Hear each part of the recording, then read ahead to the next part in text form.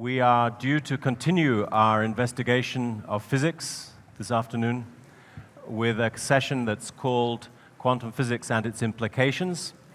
We will have talks from three speakers, Arthur and Michelle once again, and our good friend Thupten Jimpa will be our third speaker. And Arthur will start our deliberations, I think, by saying something about another fundamental theory in physics, this time relativity theory. Your Holiness, the challenge of modern science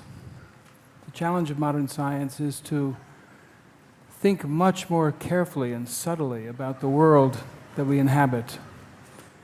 And while there are many details, yes, carefully and subtly about the world, and while there are many, many details within physics, quantum physics, relativity, that are complicated, hard to understand, I think one of the foundational or most powerful concepts is that of context or relationship.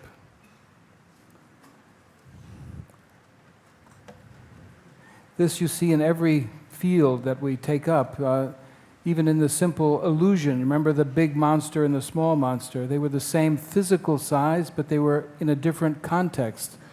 The lines were different, and so we saw the one monster as small and the other monster as big because of the context or relationship they were in. In Michel's examples also, he was at pains to say the moon was in a relationship to him as he went on his bicycle.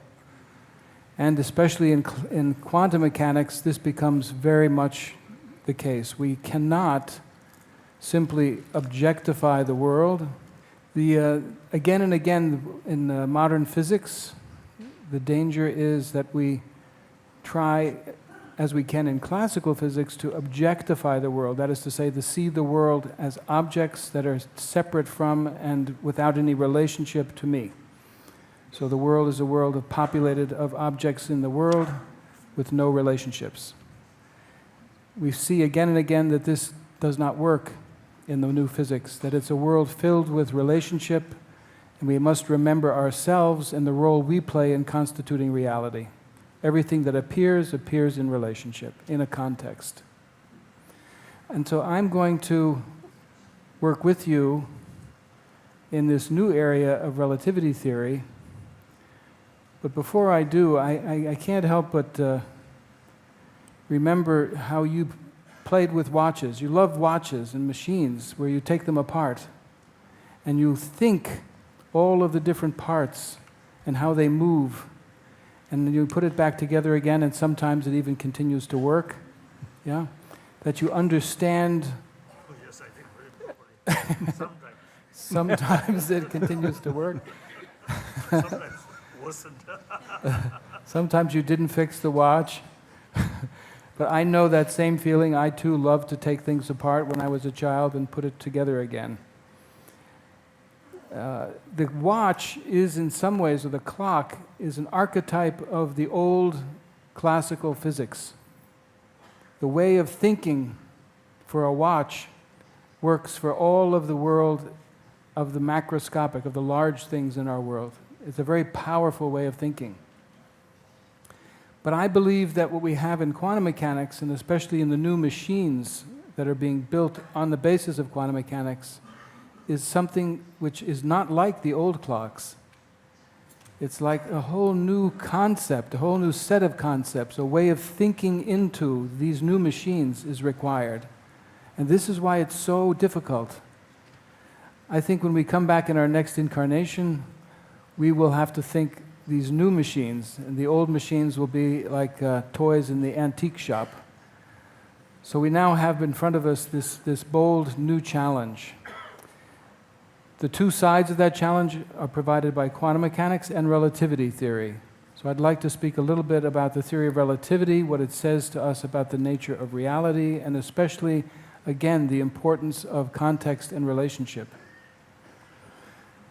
You know, Einstein loved a world, he sought for a world that was really existing As Michel said, Michel felt, and I do feel also here, he was not correct in his longing for an old-style world. He was a person right at the crossroads of this new reality, this new way of doing physics. He says, behind the tireless efforts of the investigator, there lurks a stronger, more mysterious drive. It is existence and reality that one wishes to comprehend. And we all have that in our hearts. We wish to comprehend reality. But what is our expectation of how that reality will show up, you know? Now, I'm going to begin with a question concerning this idea of intrinsic properties that Michel introduced. I'm going to look at the same from the standpoint of relativity theory. You know, when you arrive in America, I don't know about you, but most foreigners, when they arrive in America, you have to give your fingerprints, they have to take a picture. They don't yet take DNA, but at some point they probably will take a DNA sample. So what they're looking for are so-called biomarkers that are a unique, enduring set of properties that identify you or me, that identify the object. So we know this object from that object. In the case of the biomarkers, they may look at height or weight, but these can change, you know. You and I can lose some weight, and then it's no longer the right measure.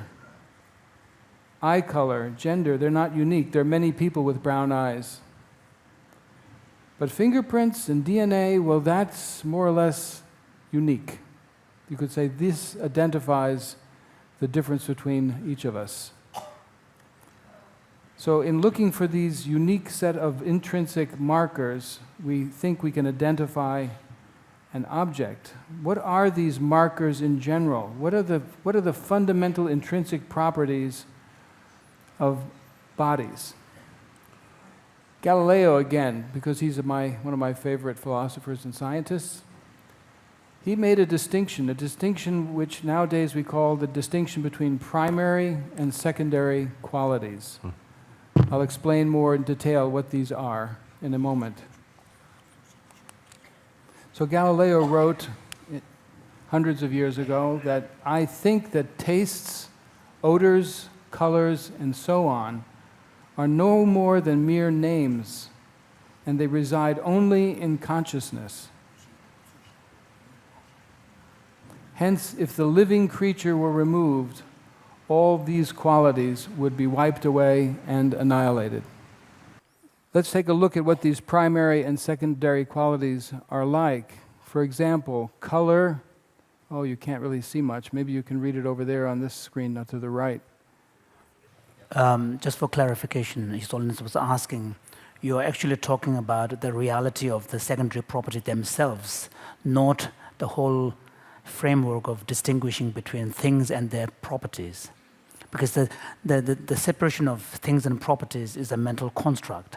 This is in the Buddhist epistemological text that His Holiness was talking about. Okay, this is, I think, a very important point. Yeah.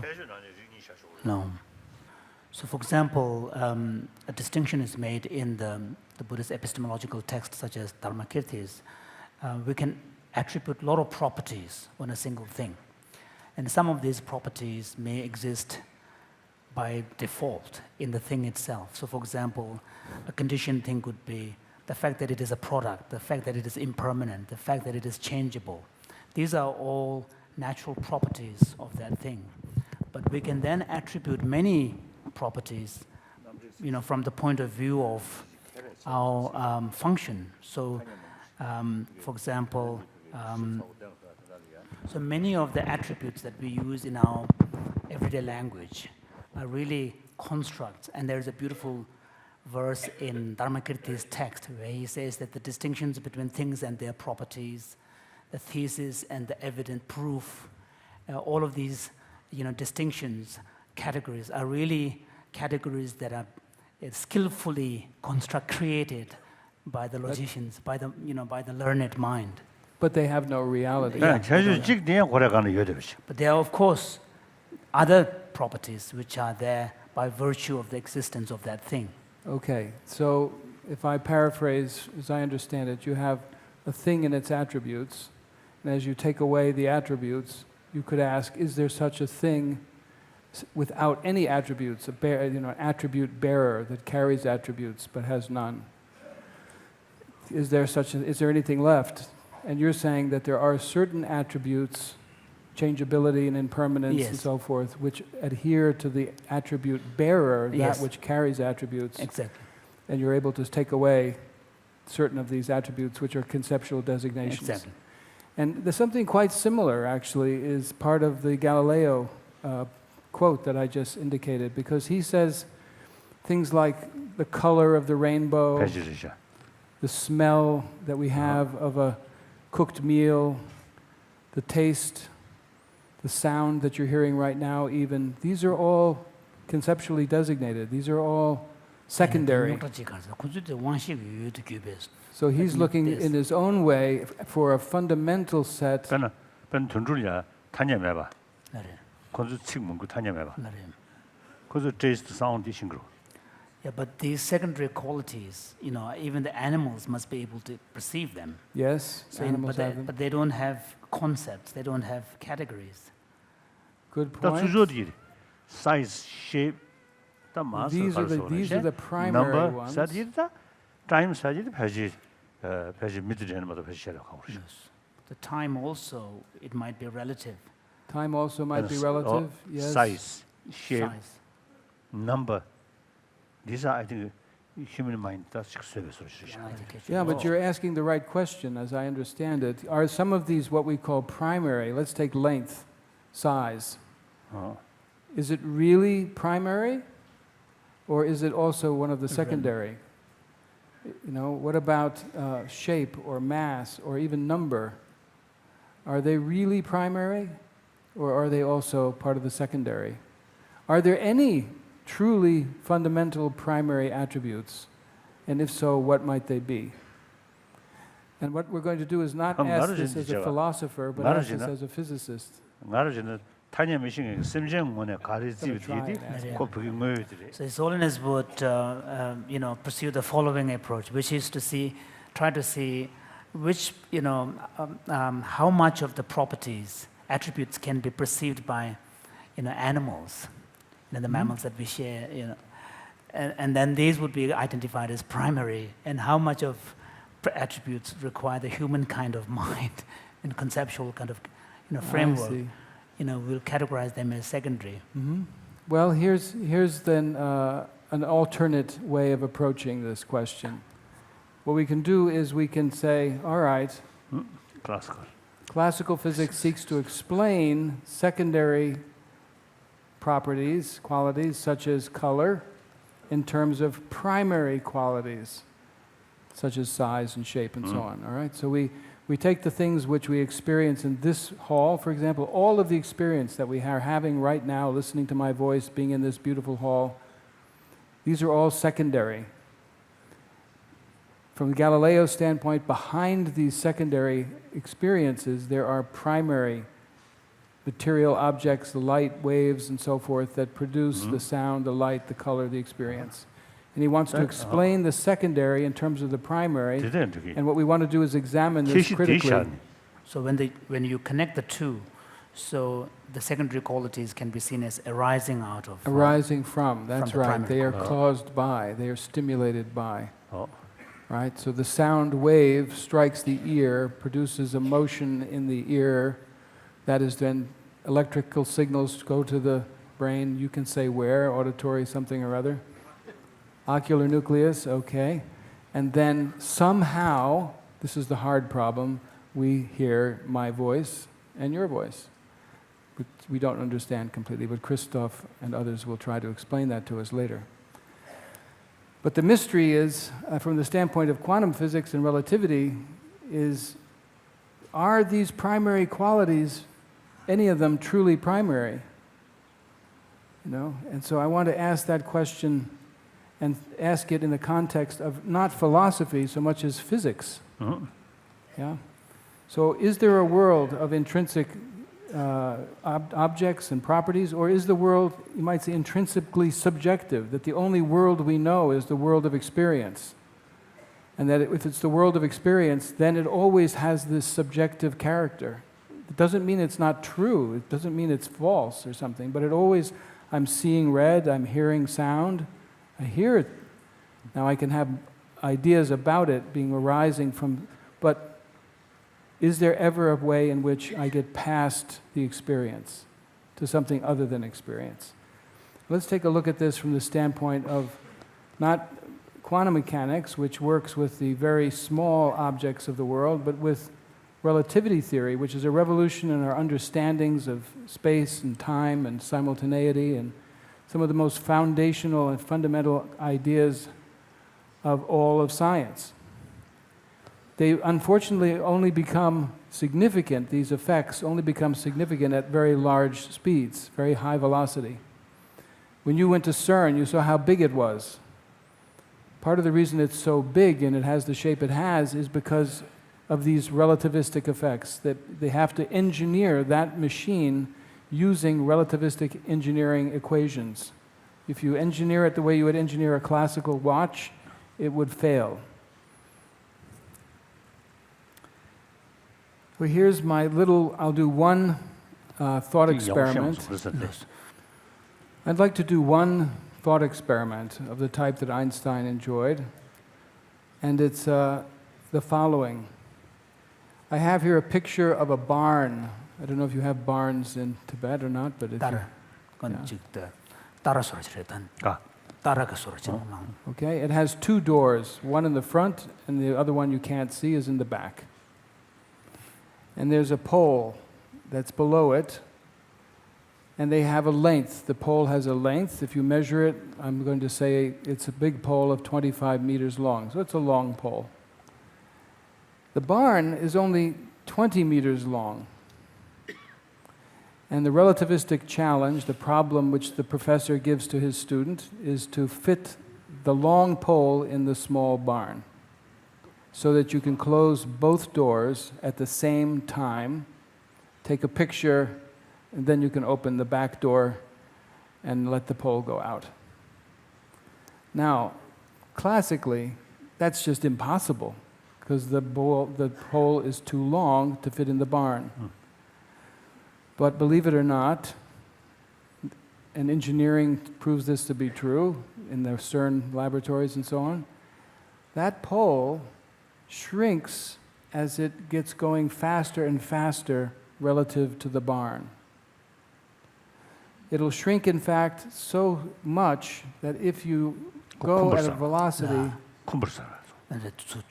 it becomes shorter.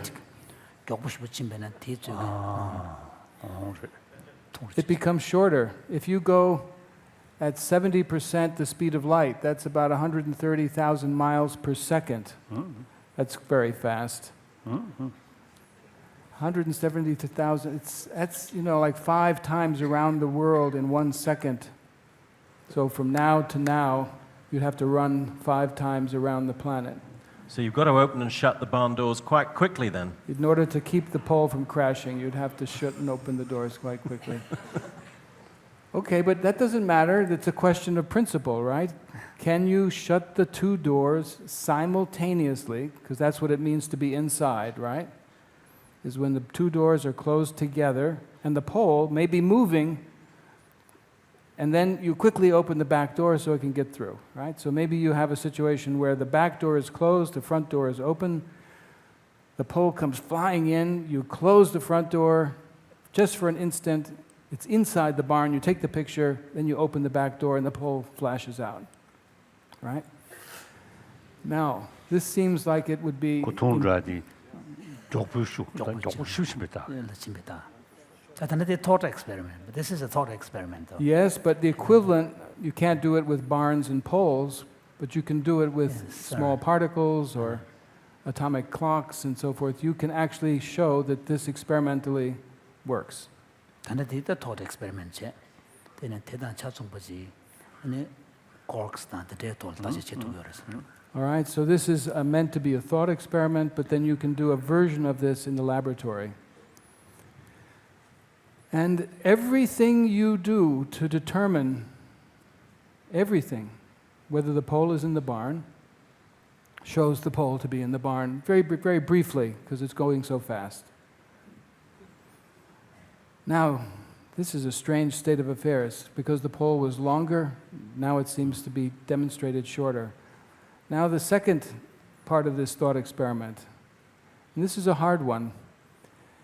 If I have a pole like this, and I imagine this is the barn, and it comes through the barn, this will become shorter so that it fits in the barn and the barn doors can close briefly. Then it goes out the back open door. But from the standpoint of relativity, this is the same as moving the barn to the pole, right? So there are two ways of moving the pole towards the barn or moving the barn towards the pole. They look the same, right? So the question is, well, maybe the barn is moving and not the pole. Okay? So I'm going to assume that the barn is moving. Right? It's the same whether it goes this way or this way.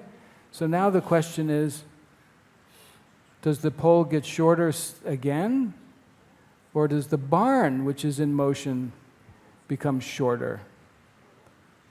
Einstein's laws, which he discovered and through pure thinking, no experiments, just pure logic and thought, say that any object which moves gets foreshortened, is made shorter in the direction of motion. So if it's the pole that's moving, it becomes shorter. If it's the barn that's moving, then the barn will become shorter. The pole remains 25 meters long, and now the barn, which used to be 20 meters, becomes 14 meters long. Will the pole fit in the barn? No, definitely not. There's no way you can close the two doors because the barn is far too small. The pole is 25 meters long, the barn is only 14 meters long. Okay, now, if you have scientists, one of them doing the first thought experiment, but in the real world, and another doing the second thought experiment, there's going to have very different opinions. One is going to say, I saw and I took a picture, and here is the picture, and the barn contains the pole, it's inside. The other is going to say, no, look, my picture shows the poles are outside the barn. And you come together in Drepung and you have a nice conversation with each other and you get in an argument as to who is got a true state of affairs, who's showing the truth concerning the state of the pole in the barn. And Einstein will say, both of them are true. Because what you're looking for is always in a context, a relationship. And when you ask what is the single true state of affairs, you're presuming that there is an objective view from nowhere. There's no person, but just a situation with its own truth. Not a truth relative to me or truth relative to you, but a single absolute truth. And when we forget that relationship or context, then we come into great difficulties. If we remember the context, then when we come together, we will say, of course, given where you were standing and where the pole was moving, then you will see it this way. Given the fact that I was in a different reference frame and the barn was moving, then I will see it the other way. We will have mutual understanding because we understand the different contexts. This is a kind of profound result to me, because Galileo said length is objective, length is a primary quality. It shouldn't depend upon my sense organs, shouldn't depend upon me. I should be able to disappear. But in this case, what we're saying is that the vantage point, the viewpoint, is absolutely important to even something as primary as length, as size. In some sense, every property that you have on that list of primary properties is affected by relativity in this way. You must always make your measurements conscious of the fact that it is in context and in relationship. All of physics Quantum mechanics, we've just begun. There are many ways in which quantum mechanics gives the same lesson. You always have to bring the context and observer into relationship with that which is to be observed. And if you're looking for the absolute foundation, the real size, what's the true size? There is only the size relative to an observer. There is no true absolute size or true absolute weight, mass, and so on. It's always in relationship to a vantage point. So we have two views that are classically inconsistent. From a classical standpoint, they can't be. The view from the barn says the pole is inside. The view from the pole, where the barn is moving, says no, the pole is too long and it's not in size. So which is the true state of affairs? Both are true, but with respect to two different observers, two different frames of reference. One with the barn, the others from the pole seeing the barn in motion. And that which we took to be primary is now, can really truly be thought of as any length shorter than its so-called proper length.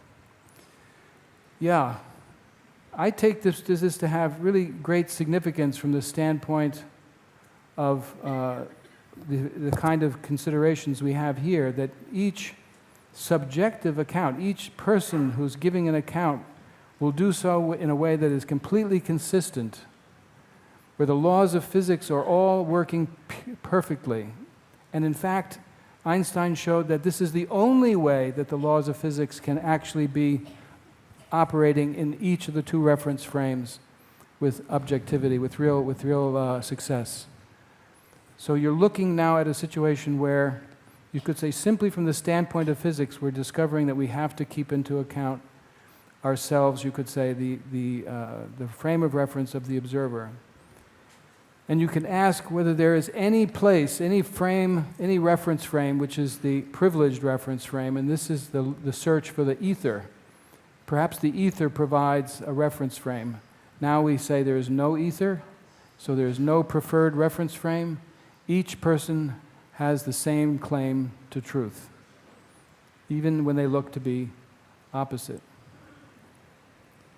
Now there's a quote from David Bohm, your friend David Bohm, who I also knew very well and was also a great physicist, a person of extraordinary brilliance. I wish he were here. He would be a brilliant companion for this work. That in relativity theory, not only are lengths shortened, time actually can slow down and speed up, if you will, according to the motion. The relativity of simultaneity, that is to say, my two fingers are clicked simultaneous, but if you're moving, you'll see one first and then the other, move in the other direction, it'll go in the opposite, so that you take these three, length shortening, time slowing, and relativity of simultaneity, and that becomes the new framework for understanding the new physics. Bohm says, the analysis of the world into constituent objects has been replaced by its analysis in terms of events and processes. This is a to me, very powerful statement. We so much want the world to be made of objects like glasses and bowls and Kleenex boxes and computers. And that then on the microscopic scale, we think also cells and neurons and atoms and molecules, right? But what Bohm is saying is a very powerful statement, that this is a wrong view.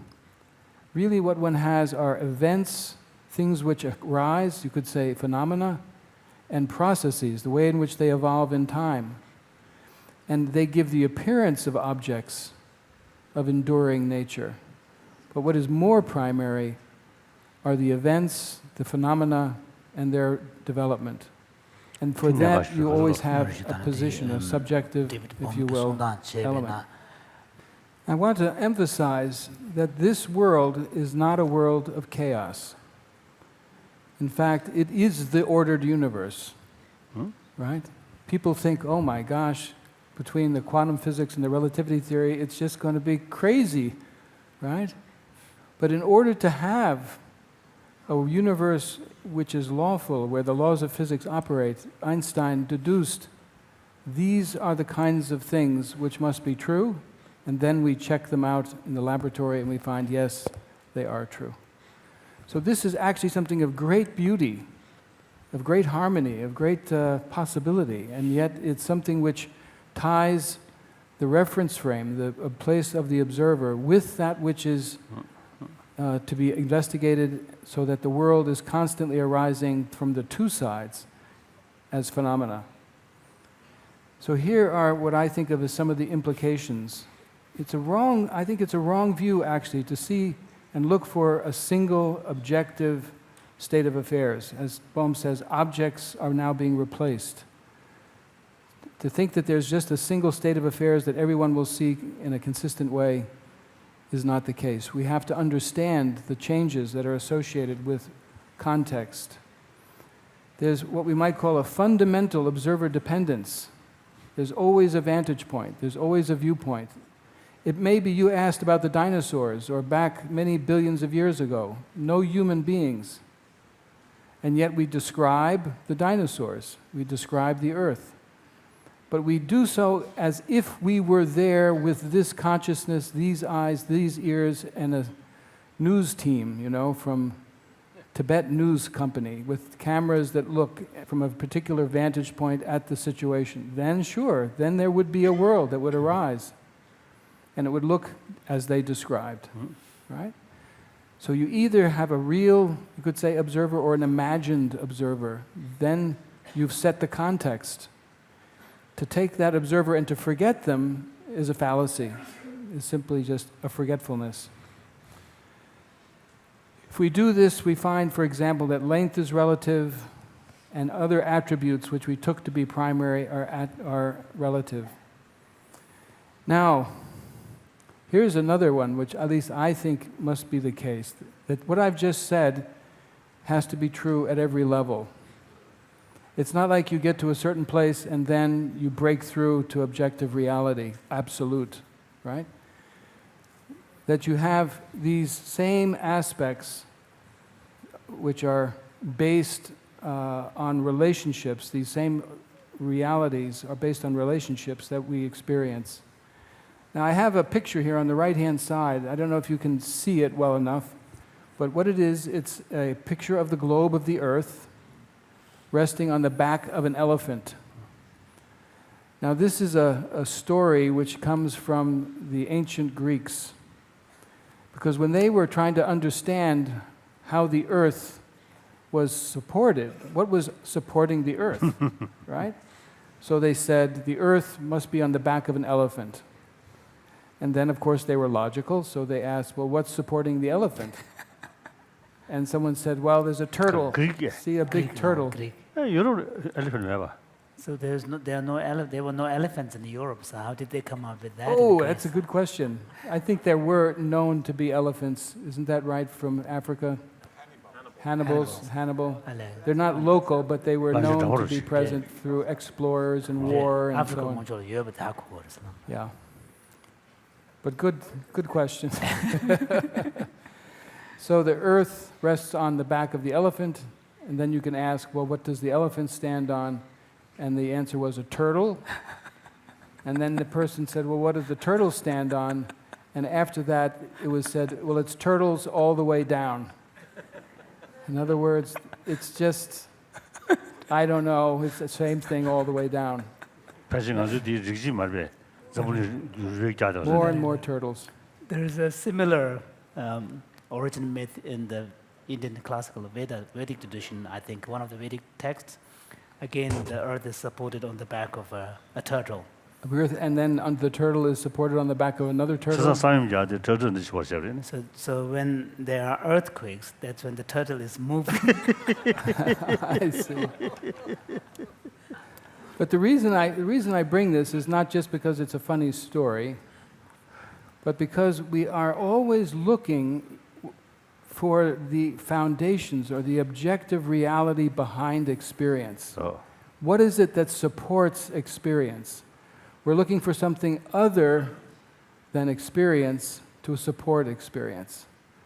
And I think this, on the basis of Einstein's work with relativity and the quantum mechanics, is not a good choice. it's a problem. That actually, when you look ever more deeply, what you find still are context-dependent relationships that give rise to phenomena that may be more and more subtle, more and more delicate, more and more fine, even almost hidden, but with refined instruments or consciousness, one can investigate them at every level. So that what one has is not turtles all the way down, but I would say this context-dependent experience that goes all the way down. And there's no need for any foundation other than that. What that means, though, is that we need to not just be stuck in one vantage point. If you're stuck in the vantage point of the barn, then you see everything from your worldview, everything from your side, then you fight for that truth. So I have a different picture. I have a picture of, let's say, a reality which you circle. You actually learn to take on the position and views of the other. So I should, even if I'm not a Buddhist, maybe Buddhist philosophy is interesting because it brings some thoughts which I hadn't thought before, a way of looking, a way of understanding. Maybe you get interested in physics or neuroscience, something quite different than what it is you were brought in, because it gives a fresh view into reality. And rather than trying to find the foundations of reality in an absolute, one moves around this circle, as I'm going to make a little movement here. So this is the scientist, philosopher, contemplative, making their way around the big questions of our existence. And with this, I'm going to conclude. So, the conclusion is that we need a kind of a comprehensive, holistic view. Yes. Francisco Varela, who you know so well, for him it was the first person, third person, the inner science and the outer science. These are like different views around the circle. Some people now are looking at the second person. How is it we work in dialogue or across cultures with very different, sophisticated, but very different philosophies, to really live into the views of the other, so that we, through imagination and sympathy, we can change the context. We don't have to be born in Tibet in order to study Tibetan Buddhism. We don't have to be born where I was born and my universities to understand these questions. So we can teach each other, we can learn from each other, and by looking then from many vantage points, we come much closer to the, you could say, common understanding or insight that will be of help to us.